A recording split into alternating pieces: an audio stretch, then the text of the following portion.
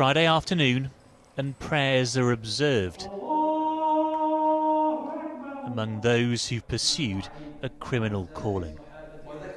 Full Sutton is one of 2 high-security prisons we've gained unprecedented access to, where the imams join the effort to get terrorists to seek redemption. Do you come across offenders who say, I'm sorry for what I've done, that they do feel guilty? Definitely. There are many individuals who I have personally encountered who are really guilty of the crimes. They admit it and they are very remorseful as well. They wish they hadn't done it? Yes. I came across a person who said he prays every night for the person that he harmed before he prays for anyone else. Aside from the divine, we are here to see other interventions. Among the prisoners queuing for lunch are terrorists who must be de-radicalised, but also those at risk of seeking similar sustenance. Have you ever noticed terrorists trying to radicalise other prisoners? Yeah, I've seen it, yeah. If you're in jail, you'll notice things. Would you like to hang around with terrorists? I know we're criminals, but, you know, it's not very nice, is it? These were what were found behind the cell when they did the cell search. Staff are being trained to find what prisoners try to hide. 18. Adolf Hitler, well done. They aren't just looking for signs of Islamist radicalisation, but those enticed by the rise of the far right. The far right is integral now to disengagement and de-radicalisation inside prisons and outside of prisons.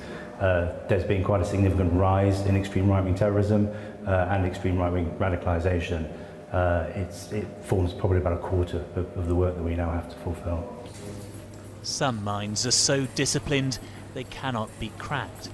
But those who are willing are put on one-to-one programmes with mentoring and therapy, as well as religious guidance and appropriate reading. This psychologist works one-on-one with the most hardened terrorists in Britain. She doesn't want to fully reveal her identity. She's never been interviewed before. What are some of the difficult conversations that you're kind of having?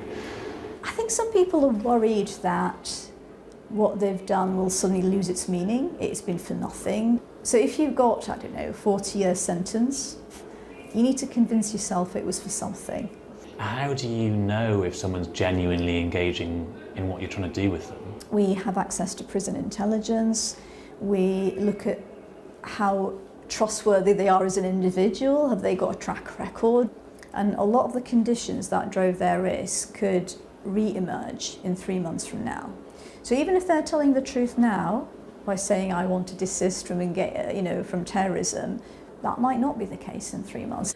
As has been proven before, terrorists reoffend less often than other criminals, but when they do, it is at huge cost.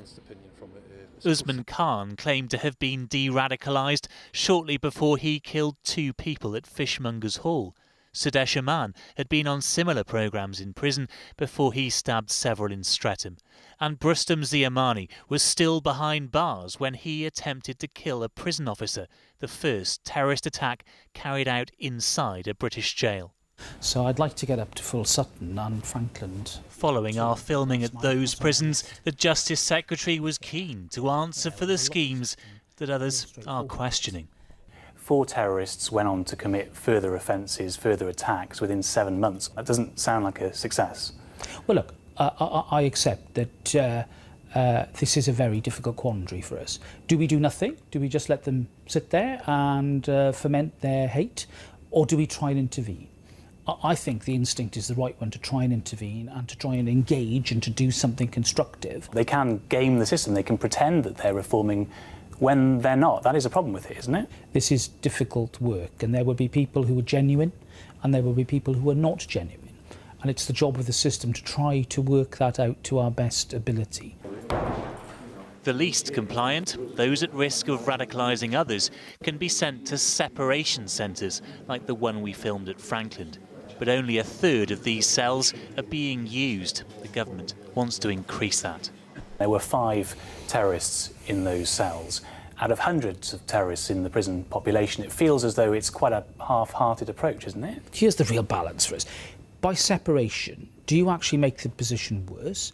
do you end up creating a college of criminality that is even more intense than what is happening in the mainstream prison? Or by not doing it, do you allow that person to proselytise and influence other prisoners? And that's why I'm committed to reviewing the process to make sure that it is as streamlined and as straightforward as possible. Do you think there are some terrorists that are just beyond reform? Yes. But even they can ultimately be released. Time can only hold terrorists for so long before they must decide how they'll spend it on the outside.